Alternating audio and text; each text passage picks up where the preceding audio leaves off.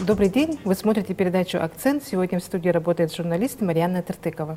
В этом году было озвучено, что на реализацию народных инициатив направят около $500 миллиарда рублей.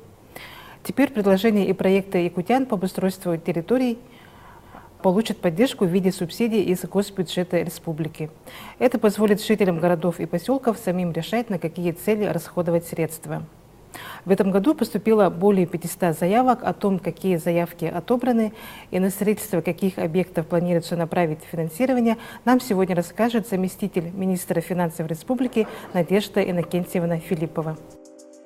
Надежда Иннокентьевна Филиппова родилась в 1968 году в поселке Нюрба. В 1991 году окончила Иркутский институт народного хозяйства по специальности бухгалтерский учет, анализ и аудит. В 2006 году Байкальский государственный университет по специальности юриспруденция. Начинала работу экономистом в совхозе Сюлинске-Ленинского района, затем стала главным бухгалтером сельской администрации. В Министерстве финансов работает с 2009 года, а в 2017 назначена заместителем министра финансов республики, была награждена почетным знаком «Отличник государственной гражданской службы Республики Саха-Якутия». Надежда Иннокентьевна, здравствуйте. Расскажите, пожалуйста, об основных итогах республиканского семинара для работников финансовых органов муниципальных образований. Добрый день. 28 и 29 марта Министерством финансов проведен 4-й республиканский семинар для работников финансовых органов муниципальных образований. Целью нашего семинара является принятие действий и решений согласованных для устойчивости, обеспечения устойчивости и сбалансированности бюджетной системы Республики Саха-Якутия. В работе семинара приняли все представители муниципальных районов, это работники финансовых органов, 119 человек. В пленарной части семинара были рассмотрены изменения бюджетного законодательства, изменения налогового законодательства. Также были рассмотрены вопросы казначейского исполнения бюджетов, в том числе и местных бюджетов. Также мы рассмотрели вопросы финансирования механизмов частного партнерства, которые на сегодняшний день идет реализация проектов с участием частных партнеров. Мы рассмотрели вопросы по эффективности бюджетных расходов местных бюджетов. В работе нашего семинара приняли участие наши коллеги из Управления федерального казначейства, Федеральной налоговой службы, Министерства экономики, Центра стратегических исследований, которые дали полные ответы на все проблемные вопросы. И мы думаем, что такие семинары будут проводиться нами ежегодно. Очень много вопросов накапливается у наших работников финансовых органов муниципальных образований, которые вот в работе таких семинаров получают полные ответы. Также мы провели первый день практические занятия по реализации проект Smart Pro. Этот проект, который позволяет автоматизировать работу финансовых органов по реализации бюджетного процесса.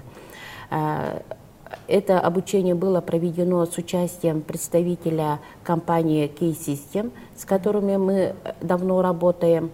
Они нам помогают и оказывают услуги по обслуживанию наших информационных систем. Также каждый работник финансового органа, который принял участие в работе семинара, они ознакомились с работой этой системы в практике, непосредственно работая за компьютером. Здесь они рассмотрели вопросы формирования нормативных затрат бюджетных и автономных учреждений, рассмотрели вопросы планирования расходов и прогнозирования доходов местных бюджетов. Именно реализация вот этой программы позволит оптимизировать бюджетный процесс на местном уровне.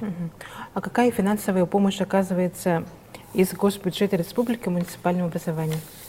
Да, из госбюджета республики в 2018 году оказывается финансовая помощь в размере 64 миллиарда рублей. Выделяется в форме дотации, в форме субсидий, в форме субвенций. Но здесь надо отметить, что согласно бюджетного законодательства, дотации — это межбюджетные трансферты, которые предоставляются на безвозмездной и безвозвратной основе без установления направлений их использования.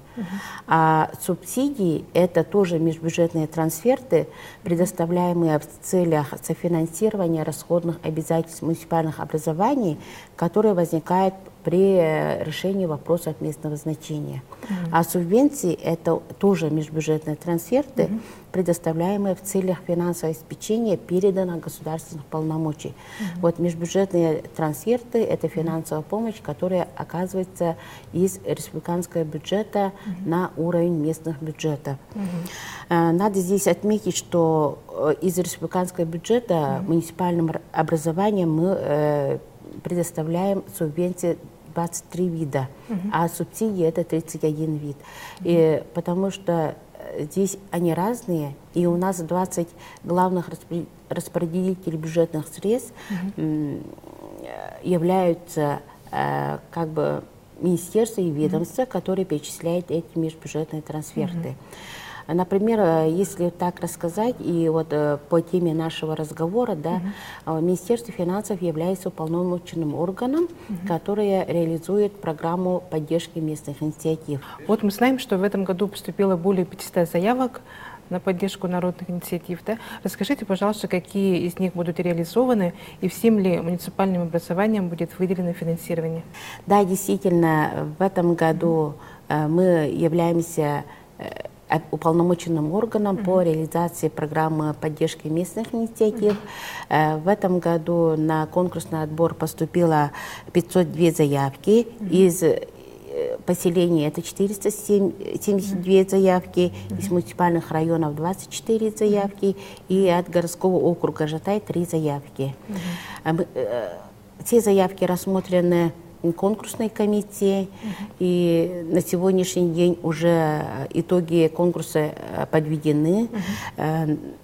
Победителями стали 451 заявка, которые прошли конкурс. На сегодняшний день Министерством финансов готовится проект постановления правительства о выделении субсидий муниципальным образованиям. И в чем же больше всего нуждаются улусы? Что они хотят построить? Да, по итогам работы конкурсной комиссии мы выявили именно вот направления, которые именно больше интересуют наше население. Это у нас обустройство спортивных площадок, это строительство или, скажем, реконструкция тепловых сетей. Вот здесь надо отметить, что в населенных пунктах очень идет большая работа по подключению к объектам теплоснабжения жилых домов. Вот поэтому население тоже заинтересовано в этой части. Еще у нас проекты поступили по содержанию внутрипоселковых дорог. Это тоже говорит, что нам надо на это уделить внимание. Еще есть объекты культуры, которые необходимо провести ремонт по объектам культуры. Это дома культуры. Есть ремонт объектов спортивных, вот это спортивных залов. Также еще очень много заявок поступило, где-то около 60 заявок от поступивших. Это на благоустройство территории населенных пунктов. А всем ли муниципальным образованием достаточно будет финансирования? Потому что идей, я так понимаю, у улусов, у людей, у населения очень много, средства, как они, все хватит, чтобы профинансировать? Да, на сегодняшний день вот мы сказали, что отобрано у нас 450 заявок, и общая сумма этих проектов составила 694 миллиона рублей. И здесь надо ответить, что это проект именно, который выбирает само население, и здесь тоже есть участие и вклад населения. Сам население тоже вкладывается, находит еще дополнительно спонсоров, которые тоже помогают, и сами местные бюджеты, это муниципальное образование, тоже какой-то части закладывает в своих местных бюджетах. И получилось так, что на 500 миллионов рублей, которые предусмотрены в виде субсидий местным бюджетом, дополнительно 694 миллиона – это уже вклад муниципального образования, вклад населения и вклад спонсоров. Поэтому мы считаем, что эта программа будет дальше развиваться, она имеет интерес для населения. И самое главное, надо провести очень хорошую разъяснительную работу, чтобы население выбрало именно тот проект, который нужен для всех, для жителей поселения, наслега, скажем. Надежда Викентьевна, благодарю, что вы сегодня пришли к нам в студию и рассказали вот о поддержке народных инициатив. Это была передача «Акцент». До новых встреч!